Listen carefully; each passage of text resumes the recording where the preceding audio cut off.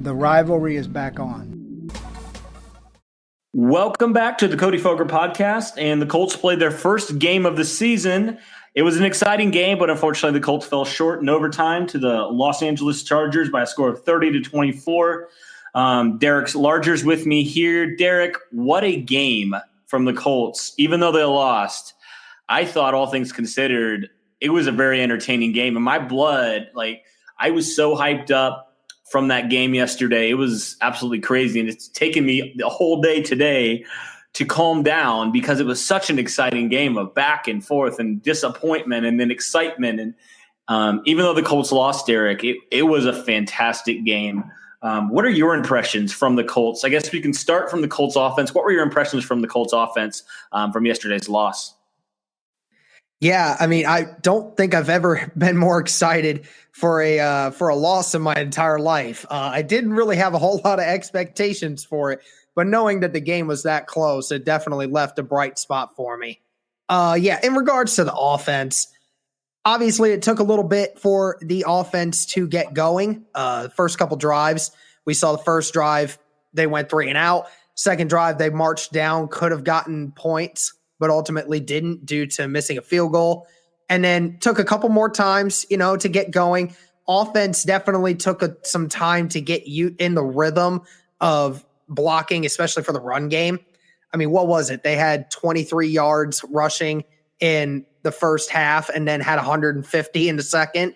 I mean, just goes to show. I don't know if it was I don't think it was a halftime adjustment. I think it just took the offensive line getting their butts kicked up front at the beginning and just being able to say, okay, we're going to go out and we're going to play nasty and we're going to get going. That was the offensive line that we had seen all season long last year. And it's good that we saw it again this first game. It's definitely a bright spot. And Marlon Mack was obviously phenomenal, had himself a career game. He's the league leader in rushing yards, which is great. It's a cool feat to see. And It was also cool that, only 2 sacks in that game. Obviously, one early and then another one by Joey Bosa, I believe is in the third quarter. So it was only 2 times that Brissett got hit. And I don't remember if both of those came off of Braden Smith's hands, but I know one of them did for certain. But then again, that's still pretty good, only getting sacked twice against an elite group of linemen that can get to the quarterback at ease a lot of times. And that also brings me to my next thing is Jacoby Brissett. Man, did that dude ball. I mean, I don't know what more you can say to this kid now. I mean, he shattered my expectations in this game. I did not have a lot of good expectations. For as good as he's been in training camp and for as much time as he's had, I did not think he was going to look as poised and as confident and as accurate as he was in that game. He just took me by storm.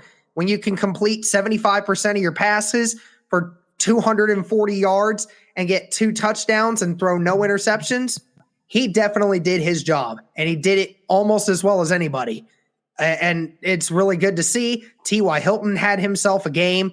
It was good to see all of the receivers, including the tight ends, getting involved in everything. So overall, it took a little bit for the offense to get going, but I definitely enjoyed seeing after they did get going, there was no stopping them.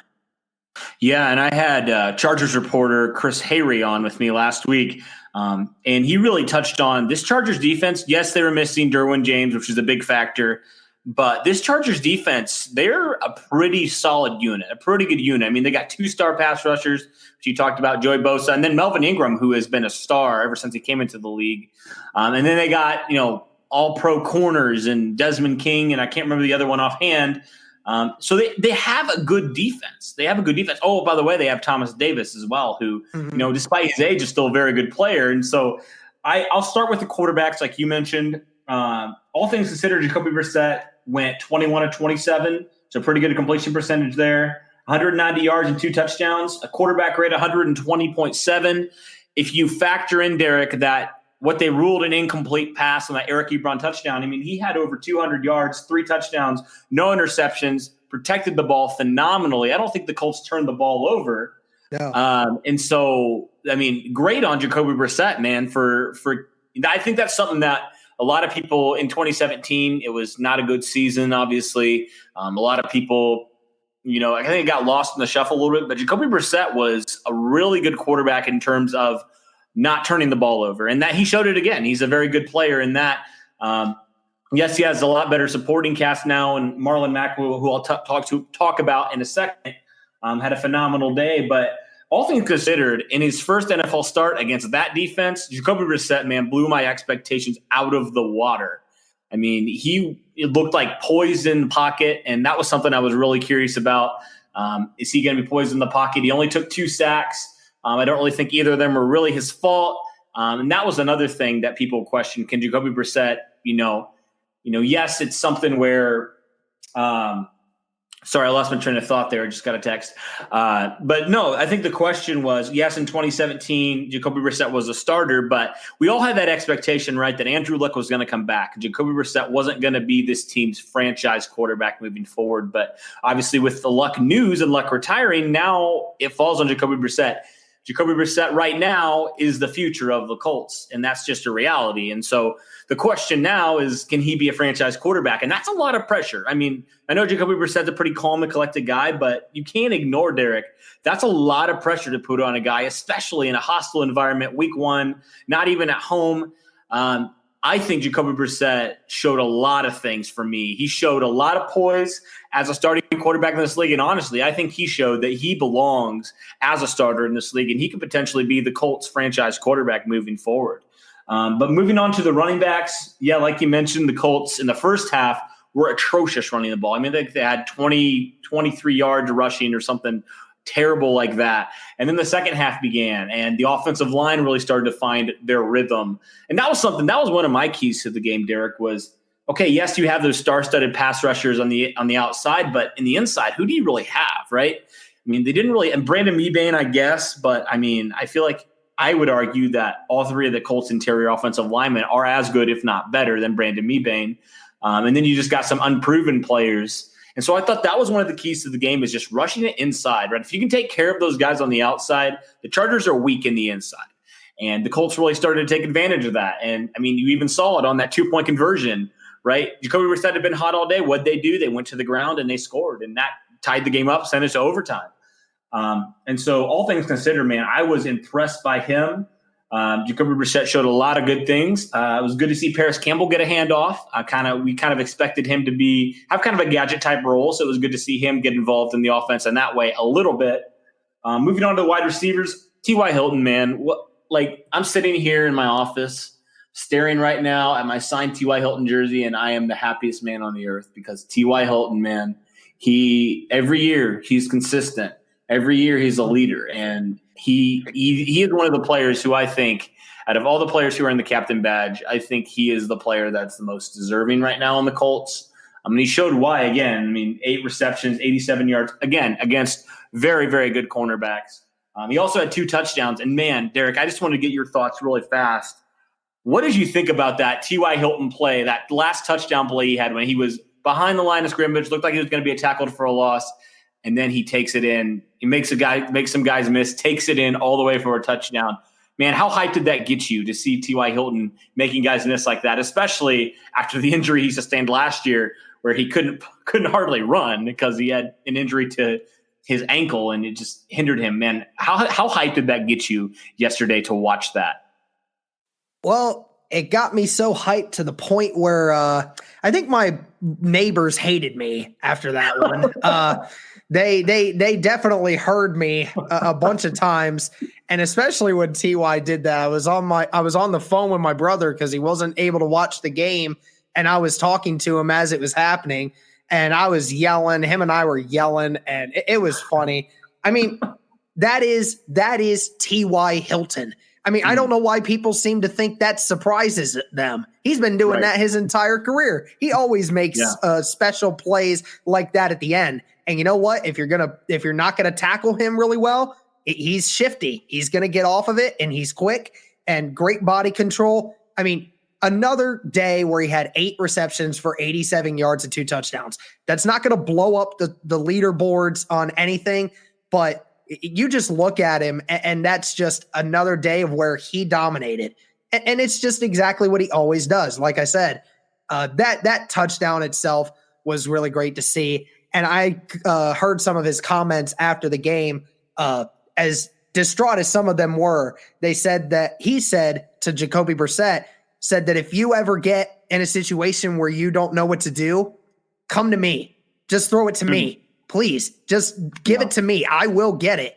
And sure enough, I think Jacoby Brissett probably took that to kindness, because almost half his completions and almost half his throws were to T.Y. Hilton at the end of that game. So I love that T.Y. Hilton is showing, and has so much confidence in Jacoby, and he's just saying, if you need help, just give it to me and let me do the work. And sure enough, Jacoby Brissett let him do it. And T.Y. Hilton, again, had himself another game and showed, even at his increasing age, that T.Y. Hilton is still one of the top wide receivers in this league. Yeah, for sure. And one of T.Y. Hilton's goals this season was to get double-digit touchdowns. Well, T.Y., if you do that every week, you get 2 touchdowns, he's going to shatter that goal. So it was good to see that from T.Y. Devin Funchess, unfortunately, he suffered I believe it was a clavicle injury. I think you said maybe collarbone, Derek, broken collarbone. Anyways, the Colts placed him on IR. I think it was on that one play where he was trying to go up for a jump ball in the end zone, and then he walked off. I think that's probably where he broke it. So he's out for, I believe I can't remember. I believe it's after week 8. Yeah, he's out. He's probably going to be week 10. Yeah. Okay. Yeah, so he's out. He's designated to return. Frank Reich clarified today that's not season ending, which is a good sign. It's really good to see that Devin Funchess, could have been a lot more serious. But it also gives an opportunity, Derek, for a guy like Deon Cain, who had led the Colts. He was second on the team with 2 receptions. I'm sorry, he was third on the team, but he was second on the team in yards, I should say. Third on the team in receptions, or fourth on the team. Nyheim Hines, okay, this is weird. This threw me off. Nyheim Hines had 4 catches for 4 yards. And they put him near the bottom. So anyways, he had 2 catches for 35 yards. So he was the second leading guy in terms of yards, Deon Cain. And he's really shown flashes, I think, a lot. And I just want to talk a second, Derek, about that catch from Deon Cain, early in the first quarter. That was the scariest throw I saw from Jacoby Brissett all day. I thought that pass was going to be intercepted, but Deon Cain showed strong hands. Really surprised me. I was like, how in the world did he catch that? But Deon Cain continues to show he belongs in this league, belongs on this Colts roster. And now he has a more opportunity to be that potential number 2 wide receiver for the Colts. So great opportunity for Deon Cain. And yeah, I guess we can shift over now, unless you had anything else you want to talk about with the wide receivers there. I'll give you a second. Yeah, go. Yeah, take it away. Yeah, I got you.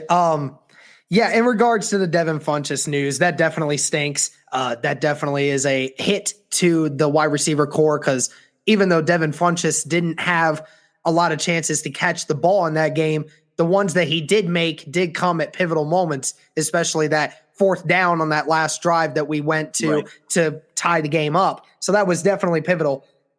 Yes, it hurts now, but at least the good thing is he is going to come back later this season. And the good thing is we have so many other wide receiver threats that we can use to replace that. Like you said, it's going to be great for Deon Cain and Paris Campbell to get more touches. And obviously the tight ends will probably get a bunch more targets in the red zone. Eric Ebron definitely will continue to get more of those, even with the drop that he had. There's no way that Brissett's not going to keep targeting him. That was not going to happen again, I promise you, because even Ebron went on to say, I will never let that happen again. So, yeah, again, it is a tough one for sure, but I do have confidence that this wide receiver core and this tight end group can rebound, and they can still get a bunch of good plays out there despite not having Funchess. Yeah, and who knows, maybe this opens the opportunity now for a guy like Krishan Hogan, who the Colts waived maybe it's his shot, to show what he's got on the team. I don't think he's signed anywhere, so keep an eye out for Hogan, who obviously knows the Colts really well, and they know him really well. That could potentially be something. So yeah, that's a guy to watch. I think overall, it was an okay day for the Colts offense. I mean, to be expected. I thought Jacoby Brissett played well. Great day for the running game. I thought, the receivers played pretty well, all things considered. So I thought a pretty good day for the offense. Shifting over to the defensive side, not such a great day. Obviously, they allowed 30 points, which is not ideal. I think the first thing that we can talk about, though, is the Colts' run defense, which was last year really good. They didn't allow a 100-yard rusher. I guess they didn't technically still, but combined with Eckler and Jackson, they had over 100 yards. And it actually was a big reason why they lost in overtime, is they could not stop the run. What are your takeaways from this Colts lack of a run defense here in week 1? Yeah, it definitely was tough to see. I think that, we have put so much emphasis on getting to the quarterback in this whole offseason. Everything's always been, let's get to the quarterback. Who's going to replace who? Who's going to be getting pressure? We've talked so much about that. It's been difficult, and we've kind of gotten away from talking about the rush defense. I honestly didn't think it was as bad as some people are saying. Obviously, Austin Eckler had very few rushing yards because he wasn't running the ball as much. He was more of the out of the backfield catching passes, and that was definitely the most difficult task for us that game, was stopping him. And Justin Jackson had a few plays that he broke for 20, 30 yards. That's a tough one. I'll just tell you, I know it was the big plays. It was the big plays that concerned me. It wasn't that they were getting consistently 5-6 yards every time they ran the ball. That's what the Colts did to the Chargers. I would be more concerned about that. I'm not as concerned about it because they just gave up big plays when it came to the run. So I'm not as concerned about it. I think that, as this defense gets, some people have called this a humbling experience due to what this defense did. And obviously everybody's not really happy about it. They just think maybe this defense just needed a little bit of a wake-up call saying, hey, we need to really start focusing because we're all so hyped in training camp. We're doing so good and everything else. Well, you didn't do good against the Chargers. We need to pick it back up again. And it'll be a very tough challenge this next week because the Tennessee Titans, despite having a weakened offensive line, ran all over the Cleveland Browns. So even though I'll get to that at another point, but I'm not as worried as much about the run defense. I didn't think it was as terrible because I kind of refer it back to the Ohio State Maryland game from last year, how Ohio State on 80% of the run plays gave up less than 2 yards on a run, but the other 20% gave up 30 plus yards on plays. So it's like we put so much emphasis on the big plays, but we don't put as much emphasis on the ones that we stopped them multiple times dead in their tracks. And I think that was another game like that. So again, I'm not as worried. Obviously it wasn't great. We're going to have to fix it, but I do have confidence that this defense is going to do better about that, especially once we get Jabal Sheard back. If we get Jabal Sheard back here soon, it's in a couple weeks, then that will definitely start to help out the rush defense. Yeah, I thought the loss of Sheard was, if fans didn't fully realize how good of a player, all-around player Jabal Sheard is, especially a run defender. I think it showed yesterday. Jabal Sheard is one of the better run defenders in the league, and not having him, and there's as much as we will talk about how good Kamoko Toure played, he's nowhere near the run defender that Jabal Sheard is, and it showed. It really did. Okay, and so I thought we could also talk about the pass defense before we get into individual players. I thought that the pass defense, wasn't great. I mean, it's obvious. Phillip Rivers had over 300 yards, 3 touchdowns. I thought it wasn't great. I don't think it was as terrible as everybody's saying it was. Mm-hmm. And I think the reason for that is because, like you mentioned, it was a lot of chunk plays. I never saw Phillip Rivers really go, dismantle this defense, I guess. Yes, he'd have some plays there, here and there. But honestly, I think it was just those chunk plays like you talked about, Derek. It was just those chunk plays and those pivotal moments when the Colts defense needed to hold that they just made boneheaded mistakes, and it just gave the Chargers life. And then, they would go burst it off for Austin Eckler 70 yards later, touchdown, just stuff like that.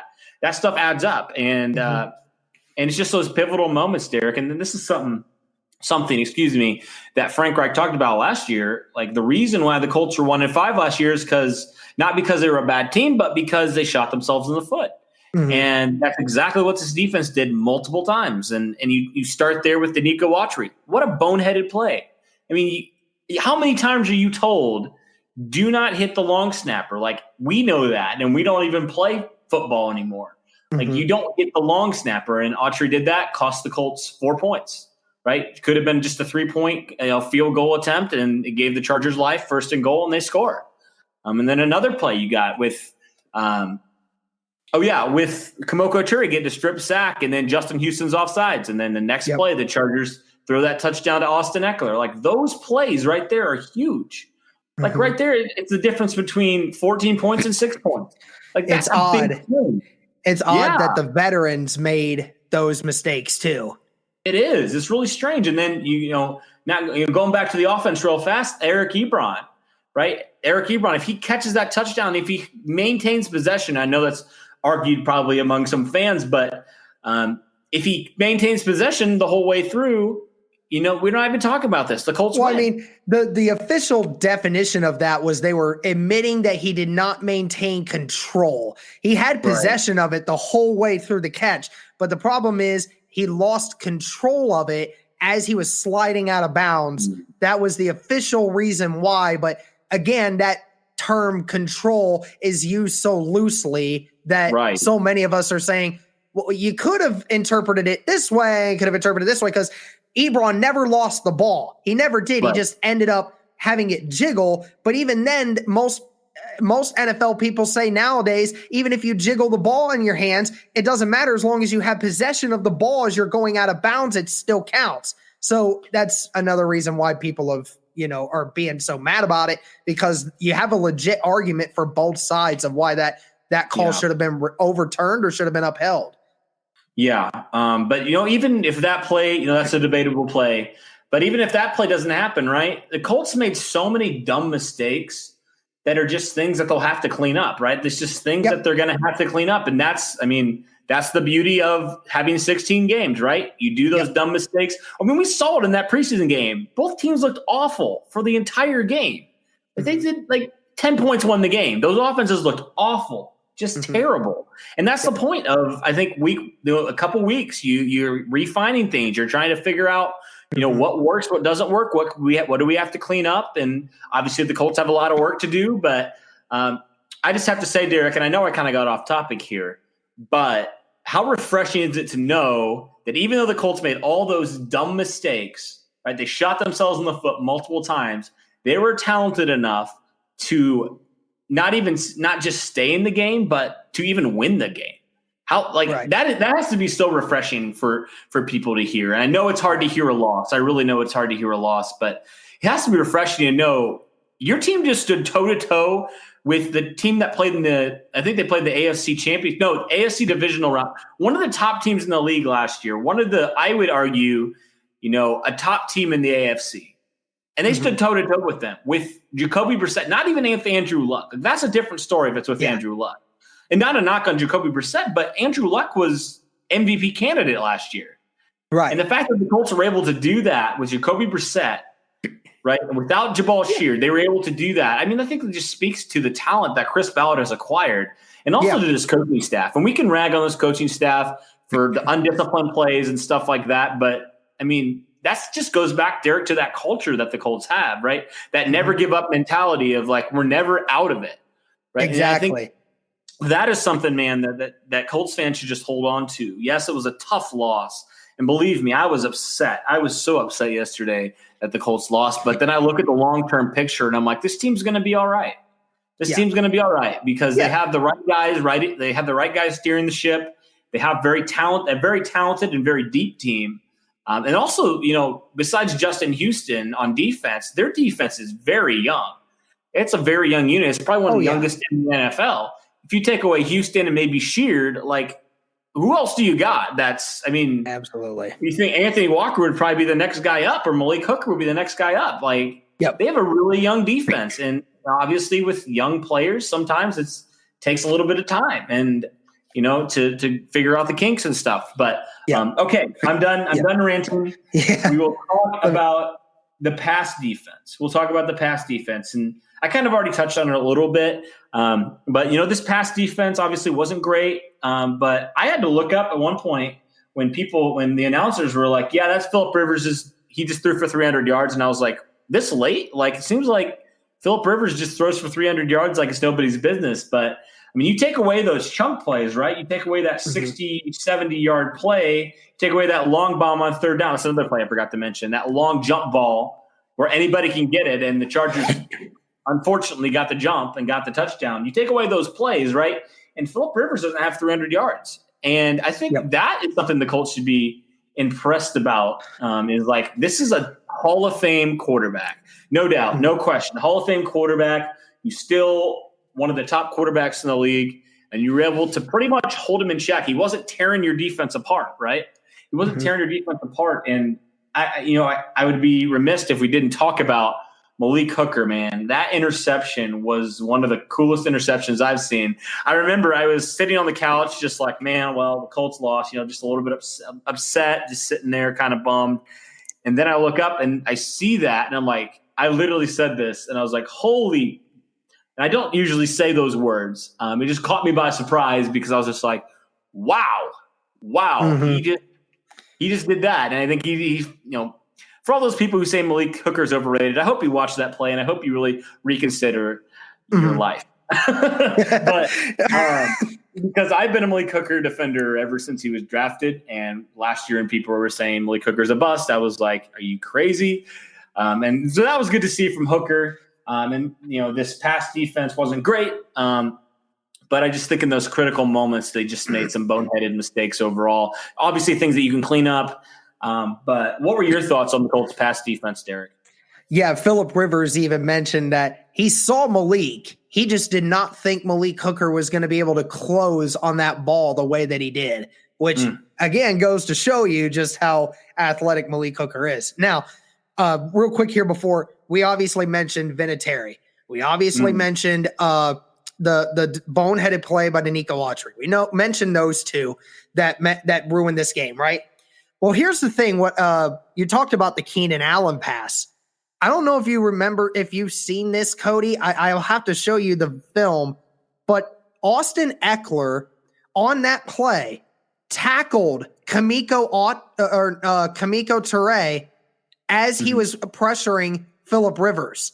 I don't know if you've seen it, but he actually tackled him, and they did not call a flag, and that allowed Phillip Rivers to do what he did. I'm sorry, but that play should have been aborted. That should not have been a make at all. So again, that's 7 points that should have been wiped off of there. But I think the refs were so into the point where they didn't want to call flags.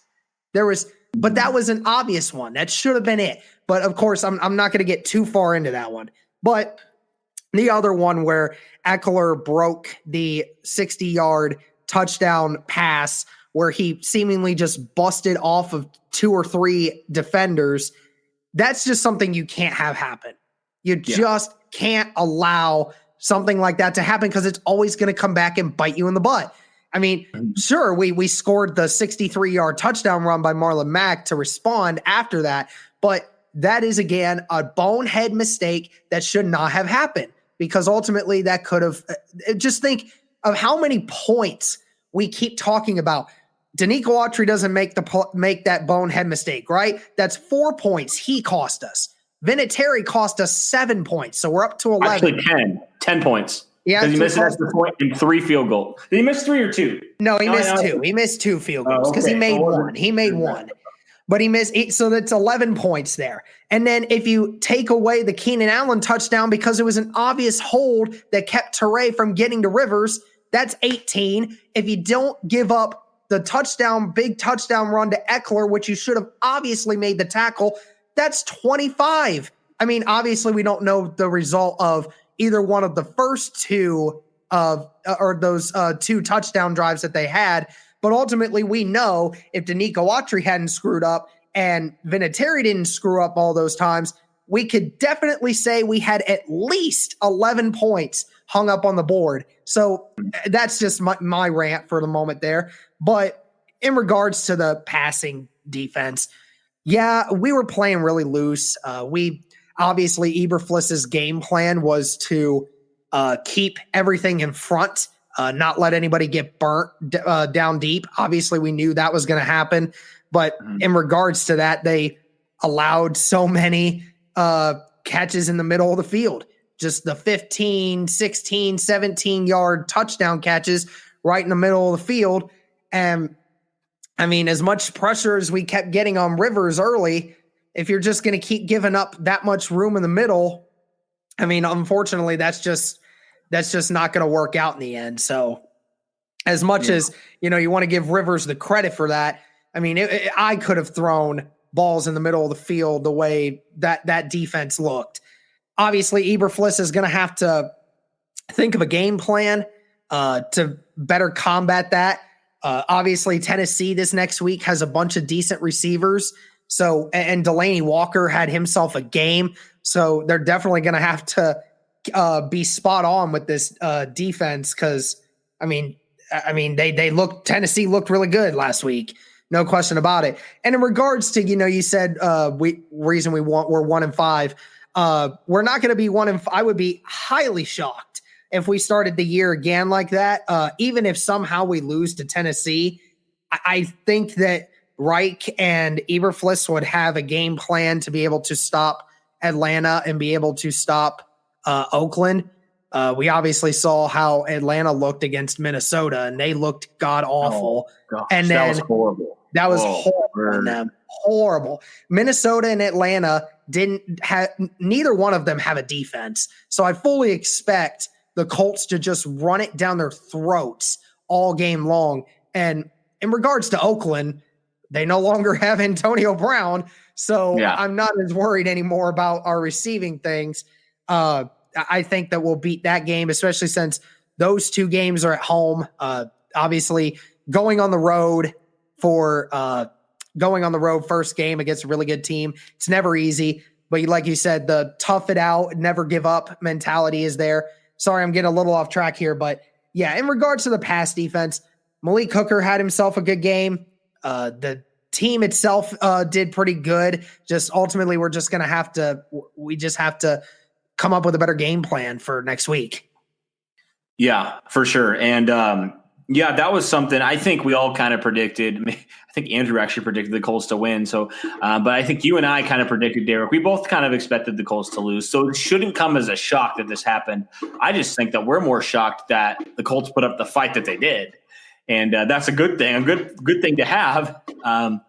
That's very encouraging. And that's why I'm super excited just for the future of this team, because I think quarterback was the biggest question mark, and Jacoby Brissett kind of, at least for the moment, he kind of quelled some of those questions, which is a great thing to have.